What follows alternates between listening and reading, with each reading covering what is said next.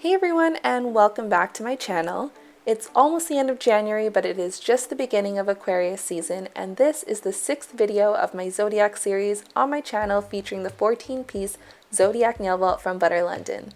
This season's shade is London Fog, and part of the description says that this calming pastel blue is reminiscent of a cloudy day that will give this air sign balance, and that was the inspiration for today's easy cloud nail art design. Instead of a pastel blue cream, I'd probably describe London Fog as a light to medium gray cream with a hint of blue, but regardless, this is one of my favorite gray polishes. It applies beautifully in 2 easy coats with their wide round brush, and this is going to be the base for my cloudy nail art design.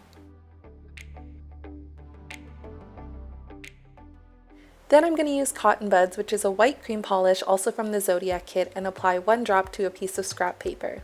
Then I'll dip a cotton swab into it and dab off the excess polish onto the paper, and then dab the cotton swab onto my nail a few times to create some clouds. I did about 3 clouds on each nail and alternated the sides from left, right, or right, left, right.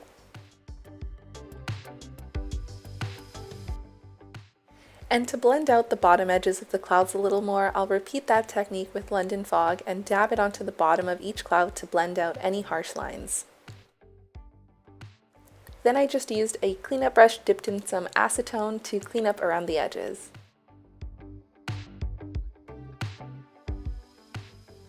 And finally, I finished off with 1 coat of the Hardware Shine UV top coat, which gave it a super glossy shine.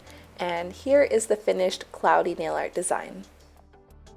So that's all for today's nail art video. If you want to see more nail art featuring the shades from the Butter London Zodiac Nail Vault, then be sure to subscribe below so you don't miss out on the upcoming videos.